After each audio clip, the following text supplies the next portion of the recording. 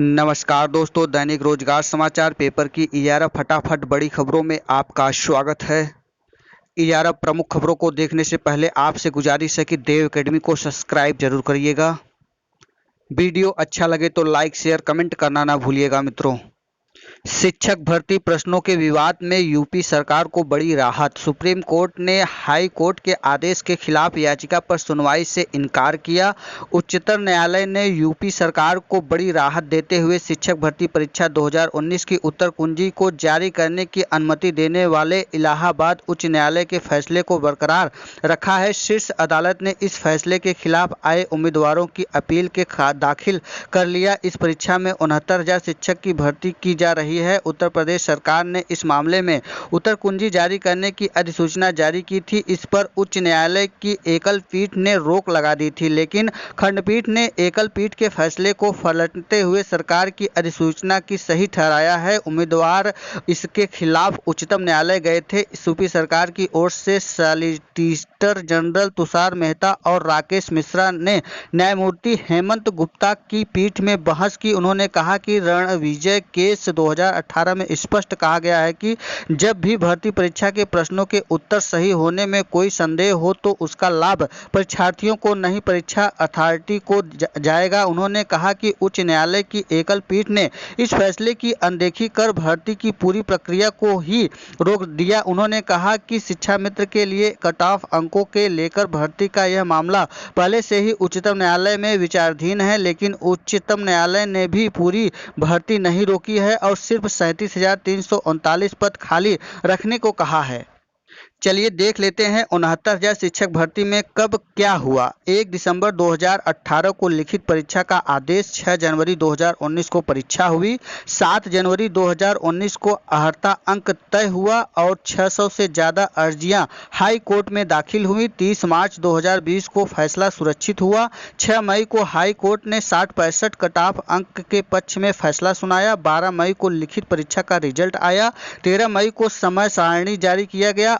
18 मई से लिए आवेदन शुरू कर दिए गए हैं और 3 जून से काउंसलिंग, लेकिन हाई कोर्ट के उत्तरमाला प्रकरण पर लगाई रोक। 5 जून को डबल बेंच में याचिका दायर किया गया। 9 जून को कट ऑफ प्रकरण में सुप्रीम कोर्ट ने कुछ शर्तों के साथ भर्ती रोकी। सरकार ने पुनर्विचार याचिका दायर की। 12 जून को डबल बेंच ने रोक हटाई। 24 जून को सुप्रीम कोर्ट के उत्तरमाला प्रकरण में सरकार के पक्ष में फैसला दिया। कट ऑफ प्रकरण में मामला अभी लंबित है। सीबीएसई की ओर से आयोजित होने वाली केंद्रीय शिक्षक पात्रता परीक्षा CTET 5 जुलाई को प्रस्तावित है, लेकिन अब तक अभ्यर्थियों को प्रवेश पत्र नहीं मिला है। परीक्षा को लेकर ऊहापोह के बीच वे अभ्यर्थी सर्वाधिक परेशान हैं जो प्रयागराज में रहकर तैयारी करते हैं, लेकिन लॉकडाउन में घर चले गए थे। सीबीएसई ने जनवरी में ही परीक्षा की तिथि 5 जुलाई घोषित कर दी थी, लेकिन उसके बाद से अब तक कोई सूचना नहीं दी गई है। प्रयागराज में रहकर तैयारी करने वाले अतुल कुमार लॉकडाउन में अपने घर गोरखपुर चले गए थे। अब पिछले एक सप्ताह में वे CTET के लेकर परेशान हैं, क्योंकि उन्होंने परीक्षा के लिए प्रयागराज का विकल्प दिया है। इसी प्रकार अनुराग, निहाल, रंजन और अभिषेक आदि भी प्रवेश पत्र नहीं मिलने से परेशान है। CTET यूपी की शिक्षक भर्ती में भी मान्य होने के कारण बड़ी संख्या में प्रयागराज से प्रतियोगी छात्र फार्म भरते हैं। KL पटेल पर पूर्व में भी धांधली का आरोप। 69,000 शिक्षक भर्ती का मुख्य आरोपी पूर्व जिला पंचायत सदस्य डॉक्टर कृष्णलाल पटेल के खिलाफ छात्रों ने कई संगीन आरोप लगाए हैं। STF को कॉल करके तरह तरह की जानकारी दे रहे हैं। बताया जा रहा है कि उसके शिक्षक भर्ती से पहले भी कई अन्य भर्तियों में भी धांधली की थी और अपने कई करीबियों की नौकरी लगवा चुका है। हर जगह से मिलने वाली सूचनाओं को एकत्र करके STF जांच कर रही है। गौरतलब है कि 69,000 सहायक शिक्षक भर्ती में नकल कराने के आरोप में सोराव पुलिस ने पूर्व जिला पंचायत सदस्य कृष्णलाल पटेल समेत 11 आरोपियों को गिरफ्तार कर जेल भेज दिया था। इस प्रकरण में पुलिस ने स्कूल प्रबंधक चंद्रमा यादव, भदोही के मायापति दुबे और प्रतापगढ़ के दुर्गेश और डॉक्टर पटेल के करीबियों को वारंट किया गया था। इस केस की जाँच कर रहे STF एसटीएफ आरोपियों की तलाश में जौनपुर, प्रतापगढ़, भदोही, कौशाम्बी और लखनऊ में दबिश दे चुके हैं, लेकिन कोई भी आरोपी अभी तक गिरफ्तार नहीं हुआ है। इसी बीच प्रतियोगी छात्रों ने एसटीएफ के अधिकारियों को कॉल करके आरोपियों के खिलाफ तरह तरह की जानकारी दे रहे हैं। कहीं कोई कॉल करके चंद्रमा यादव के प्रयागराज में छिपे रहने की सूचना देता है तो कोई लखनऊ में शरण लेने की बात करता है। कुछ अभ्यर्थियों ने एसटीएफ को यह भी जानकारी दी कि इस भर्ती के अलावा भी कई अभ्यर्थियों में चंद्रमा यादव और केएल पटेल के नकल कराकर अपने करीबियों को नौकरी दिलाई है। 69,000 शिक्षक भर्ती रद्द कराने और सीबीआई की जांच की मांग को लेकर न्याय मोर्चा के बुधवार को वीडियो और ऑडियो जारी किया। संयोजक सुमित गौतम का कहना है कि भर्ती रद्द कराने की पहली सीढ़ी चढ़ चुके हैं और परीक्षा रद्द होकर ही रहेगी। इलाहाबाद हाई कोर्ट ने सहायक अध्यापक भर्ती में चयनित पहले से कार्यरत अध्यापकों की काउंसलिंग में शामिल होने के लिए नियोक्ता के अनापत्तिक प्रमाण पत्र लाने की शर्त को प्रथम दृष्टया मनमानापूर्ण करार दिया है। कोर्ट ने कहा है कि ऐसी शर्त लगाने का विधिक आधार नहीं है। टीचर पॉपुलेशन रेशियो के आधार पर याचियों की राह का रोड़ा नहीं बन सकता। कोर्ट ने सोनभद्र के राघवेंद्र प्रताप सिंह सहित 15 लोगों के सहायक अध्यापक भर्ती की काउंसलिंग में शामिल करने व परिणाम घोषित करने का निर्देश दिया है। यह आदेश न्यायमूर्ति जेके मुनीर ने दिया है। याचियों की ओर से अधिवक्ता प्रशांत मिश्रा की सुनवाई किया। कोर्ट ने कहा कि नियुक्ति के योग्य पाए जाने पर कोर्ट की अनुमति के बगैर याचियों की नियुक्ति न किए जाए। साथ ही राज्य सरकार से याचिका पर 3 सप्ताह में जवाब मांगा है।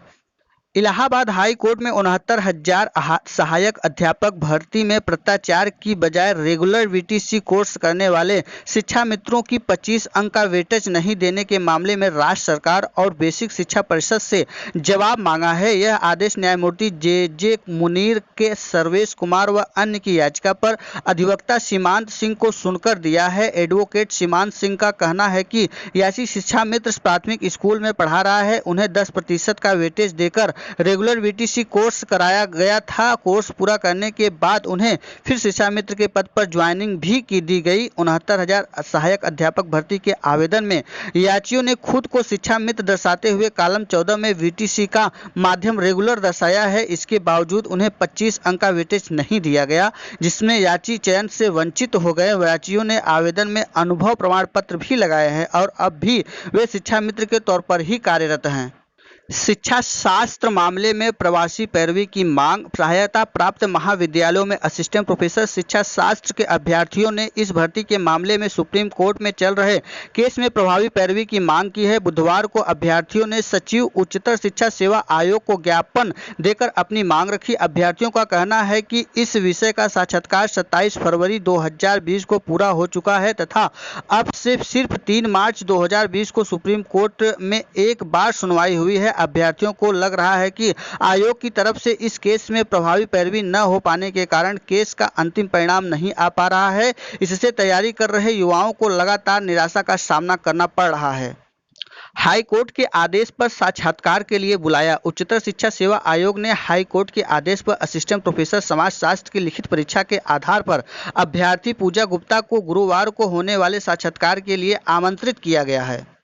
पीसीएस मुख्य परीक्षा 2018 के परिणाम में स्केलिंग न होने पर प्रतियोगी छात्रों में आक्रोश है। इसका मुख्य कारण यह है कि प्रमुख मानविकी विषयों के परिणाम में सफलता का प्रतिशत बहुत कम है। भ्रष्टाचार मुक्ति मोर्चा के अध्यक्ष कौशल सिंह, आलोक सिंह, बंटी, चंद्रशेखर सिंह पाठक, अविनाश सिंह, अमित चौधरी, गिरीश पांडे, रितेश सिंह, एमएस वनरावल, के सिंह, संजीव सिंह, दीपल सिंह, बीएल गुप्ता, अतुल कुशवाहा, आशुष, अरविंद कुमार यादव आदि ने स्कैनिंग न करने का आरोप लगाया है। वहीं उत्तर प्रदेश लोक सेवा आयोग के सचिव जगदीश का कहना है कि सुप्रीम कोर्ट के आदेश पर स्केलिंग होती है, जो नियम और शर्तों के विज्ञापन में थी उनका पालन किया गया है। डीएलएड सक्रिय टीम के सदस्यों ने बुधवार को सचिव परीक्षा नियामक प्राधिकारी अनिल भूषण चतुर्वेदी से 2017 बैच की मार्कशीट के संबंध में वार्ता की। सचिव ने बताया कि प्रशिक्षुओं को मार्कशीट 1 सप्ताह में कॉलेज को ऑनलाइन उपलब्ध करा दी जाएगी, जिसे अपने अपने जिले के डायट से सत्यापन कराना होगा। मिलने वालों में अखंड प्रताप सिंह व विनय प्रताप सिंह आदि रहे।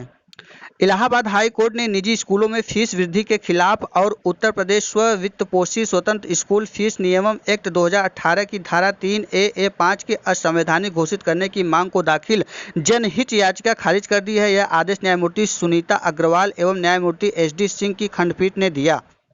उत्तर प्रदेश लोक सेवा आयोग ने उत्तर प्रदेश के विश्वविद्यालय केंद्रीय सेवा सहायता कुल सचिव परीक्षा 2018 की लिखित परीक्षा में सफल अभ्यर्थियों का साक्षात्कार कार्यक्रम बुधवार को घोषित कर दिया। लिखित परीक्षा में परिणाम 19 जून को घोषित किया गया था। 30 जून को रोल नंबर 00032 से 00535 तक, 1 जुलाई को 000591 से 001758 तक और 2 जुलाई को 001 782 से 002 482, 3 जुलाई को 002514 से 002938 तक और 4 जुलाई को रोल नंबर 002980 से 003535 तक के अभ्यर्थियों को साक्षात्कार के लिए बुलाया गया है। कोरोना के कारण अभ्यर्थियों को निर्देश दिया गया है कि फेस कवर या मास्क पहनकर ही प्रवेश करें। अभिलेख एवं साक्षात्कार ज्ञाप एवं तले फोल्डर में लगवाएं और इसके अलावा मोबाइल या कोई अन्य सामान साथ न रखें। बुखार, खांसी, गले में खराश, सांस लेने में तकलीफ लक्षण वाले अभ्यर्थियों को प्रवेश नहीं दिया जाएगा। फर्जी प्रमाण पत्र पर नौकरी कर रहे एक कस्तूरबा आवासीय विद्यालय की वार्डन को बुधवार को बर्खास्त कर दिया गया। उसके खिलाफ मुकदमा दर्ज कराने के साथ अब तक प्राप्त वेतन की वसूली की कार्रवाई भी की जा रही है। एक व्यक्ति की शिकायत पर हुई जांच में यह मामला सामने आया था। कस्तूरबा आवासीय विद्यालय लार की वार्डन ऋचा वर्मा ने फर्जी प्रमाण पत्र नौकरी करने की शिकायत एक व्यक्ति ने पिछले वर्ष राज्य परियोजना निदेशक SDP सर्व शिक्षा अभियान में की थी। SDP के निर्देश पर BSA ने 3 खंड शिक्षा अधिकारियों की समिति गठित कर जांच सौंपी थी। जांच कमेटी में शामिल BEO पददेवा DS चंद, BEO बहरच शैलेंद्र कुमार और BEO सलेमपुर शैलेंद्र कुमार और BEO सलेमपुर लक्ष्मी नारायण ने नियुक्ति फर्जीवाड़ा समेत कई मामले पकड़े। विभागीय अभिलेखों में और ऋचा वर्मा द्वारा प्रस्तुत अभिलेखों में अंतर मिला। नियुक्ति पाने के लिए ऋचा वर्मा ने BA और B.Ed के प्रमाण पत्रांक को बढ़ाकर दर्शाया है, साथ ही जन्मतिथि में भी हेरफेर की थी। फर्जी शैक्षिक दस्तावेज के आधार पर शिक्षक के पद पर नौकरी दिलाने वाले गैंग के सदस्य लल्लू यादव उर्फ जनार्दन को पुलिस ने मंगलवार देर रात गिरफ्तार किया है। बुलंदशहर वार्डन से पहले पकड़े गए लल्लू के पुष्पेंद्र जाटव के कहने पर पत्नी सहित 3 महिलाओं की नौकरी लगवाई थी। अनामिका शुक्ला प्रकरण सामने आने के बाद प्रदेश में बड़े स्तर पर जाँच चल रही है। कई जिलों में फर्जी दस्तावेज से कस्तूरबा गांधी बालिका विद्यालय में नौकरी दिलाने वाले गैंग के सदस्य पुलिस की पकड़ में आ रहा है। शिक्षक व कर्मचारियों का बनेगा डाटा बैंक। अनुदानित कॉलेजों के शिक्षकों और कर्मचारियों का राजस्व स्तर पर ऑनलाइन डाटाबेस तैयार किया गया। उच्च शिक्षा निदेशालय की ओर से सभी अनुदानित कॉलेजों को 2 प्रकार के प्रारूप भेजे गए हैं, जिसमें उन्हें समस्त सूचनाएं फिट कर निदेशालय में मेल करने के भेजना होगा। 28 जून तक डाटा फिट कर निदेशालय को करना है मेल। पूरी कवायद का मकसद फर्जीवाड़े पर अंकुश लगाना है। 2 प्रकार के प्रारूप भेजे गए हैं। अनुदानित कॉलेजों को 50% से भी कम कॉलेजों ने सूचनाएं पोर्टल पर अपलोड की है। आरक्षी भर्ती परीक्षा 2018 में एक साल्वर गैंग के गिरफ्तार सरगना राजेश महतो ने पुलिस को कई अहम जानकारी दी है। कैट पुलिस की पूछताछ के आधार पर नालंदा जिले के ही 8 दूसरे साथी चिन्हित किए गए हैं। कैट पुलिस के उनके लोकेशन मिल गई है, लेकिन राजेश की गिरफ्तारी की सूचना मिलते ही सभी ने मोबाइल फोन नंबर बंद कर दिए हैं। हालांकि पुलिस ने स्थानीय स्तर पर मुखबिर लगाए हैं। राकेश ने इस फर्जीवाड़े में नालंदा के 8 लोगों के संलिग्न होने का भंडाफोड़ किया है। यह भी बताया कि मामले का मास्टरमाइंड नवादा जिले के नारदीगंज का रहने वाला है, मगर वह बिहार शरीफ व राजगीर के कोटलों में अधिक रहता है। राजनीतिक हलके में उनकी गहरी पैठकी है। सिलेंडर में कई लोगों में शामिल थे, सभी का हिस्सा तय होता था। कोरोना के चलते इस साल national defence academy NDA and naval academy NA की सिर्फ एक कॉमन परीक्षा होगी, लेकिन उसके लिए परिणाम तैयार किए जाएंगे। 19 अप्रैल को पहली परीक्षा होनी थी, जिसे अब 6 सितंबर को दूसरी परीक्षा के साथ कर दिया गया है। हाई कोर्ट की लखनऊ बेंच में 69,000 सहायक शिक्षक भर्ती प्रक्रिया निरस्त कराने व इसमें कथित रूप से हुए भ्रष्टाचार की जांच सीबीआई से कराने की मांग वाली याचिका पर अगली सुनवाई 7 जुलाई की तिथि नियत की गई है। यह आदेश न्यायमूर्ति आलोक माथुर की एकल खंड सदस्यीय पीठ ने अजय कुमार ओझा व अन्य की ओर से दाखिल सेवा संबंधी याचिका पर दिया है। याचियों का कहना है कि उक्त भर्ती परीक्षा 6 जनवरी 2019 को हुई थी। परीक्षा के बाद शिकायत मिलने पर पेपर लीक के संबंध में एसटीएफ व केंद्र अधीक्षकों द्वारा प्रदेश में कई स्थानों पर मुकदमे दर्ज हुए हैं, जिसमें व्यापक स्तर पर पर्चा लीक होने का बात साबित होता है। संस्थानों के डॉक्टरों की नियुक्ति प्रमाण पत्रों की जांच होगी। अनामिका प्रकरण के बाद सभी शैक्षिक संस्थानों में नियुक्ति संबंधी दस्तावेजों की जांच के आदेश दिए गए हैं। इसमें नियुक्त के समय डॉक्टरों की डिग्री, शोध पत्र, अनुभव प्रमाण पत्र पत्रों की जांच की जाएगी। विभाग, पद का नाम, कार्यभार ग्रहण करने का प्रमाण पत्र समेत अन्य दस्तावेजों की जाँच होगी। इसमें केजीएमयू के रिटायर हो चुके कुछ डॉक्टरों के प्रमाण पत्र भी परखे जाएंगे। रिटायरमेंट में दौरान जिन्हें विभाग में आपत्ति प्रमाण पत्र नहीं मिले हैं, उन्हें भी जाँच होगी। गाजीपुर जिले में फर्जी शिक्षिका गिरफ्तार, भेजा जेल। अंबेडकर नगर का फर्जी स्थानांतरण पत्र लाकर सौंपा था। गाजीपुर के आदर्श जनता इंटर कॉलेज लहुरापुर में फर्जी तरीके से ज्वाइनिंग करने और बाद में पकड़े जाने पर फरार महिला 8 माह बाद पुलिस के शिकंजे में फंस गई। पुलिस ने उसे गिरफ्तार कर लिया और पूरे मामले के फर्जीवाड़े और उसमें शामिल लोगों का खुलासा हो गया। महिला अंबेडकर नगर से स्थानांतरण का फर्जी पत्र लेकर ज्वाइनिंग करने के लिए आई थी, जबकि वह फर्जी दस्तावेजों के आधार पर नौकरी पाना चाहती थी। मामले में डीआईओएस ने निर्देश पर कॉलेज प्रबंधक के मुकदमा दर्ज कराया था, जिसके बाद पुलिस ने रेवतीपुर में कई बार दबिश दी थी। आधार से अपडेट होंगे छात्रों के खाते व मोबाइल नंबर। चालू वित्तीय वर्ष में छात्रवृत्ति आवेदन में किया गया अनिवार्य माँ बाप के नाम, अंक पत्र के अनुसार जेंडर भी भरे होंगे सही। फर्जी शिक्षिका के खिलाफ मुकदमा दर्ज। अभिलेखों में फर्जीवाड़ा कर 3 जनपदों में नौकरी कर रही संध्या द्विवेदी प्रकरण में बुधवार की देर रात एफआईआर मटसेना थाने में दर्ज हो गई। सीबीआई द्वारा पहले डीसी और उसके पश्चात बीईओ को एफआईआर दर्ज कराने के निर्देश दिया गया था। डीसी ने बीमारी का बहाना बनाने को बीईओ के भी बुधवार को थाने नहीं पहुंचने के चलते 48 घंटे में मामला अटका रहा। कस्तूरबा गांधी बालिका आवासीय विद्यालय एका में संध्या द्विवेदी के नाम से नियुक्ति पाने वाले शिक्षिका के आधार कार्ड में तथ्य बदलने तथा 2 अन्य जनपदों में इसी नाम से नौकरी करने के मामले में वीएसए द्वारा शिक्षिका के खिलाफ एफआईआर दर्ज कराया गया। विश्वविद्यालय परीक्षाओं पर फैसला जल्द। प्रदेश के उप मुख्यमंत्री डॉक्टर दिनेश शर्मा ने कहा कि कोविड-19 संक्रमण का सकारात्मक पक्ष यह है कि ऑनलाइन शिक्षा का दायरा बढ़ा है। उन्होंने कहा कि सर्वश्रेष्ठ शिक्षण संस्थानों के चुनाव में गुरुजनों की विद्वता को सबसे ऊपर रखा जाना चाहिए। विश्वविद्यालय की परीक्षाओं पर सरकार का रुख साफ करते हुए उन्होंने कहा कि जल्द ही इस पर फैसला लिया जाएगा। परीक्षाएं ली जाएंगी या बिना परीक्षा विद्यार्थियों को अगली कक्षा में प्रोन्नत कर दिया जाए।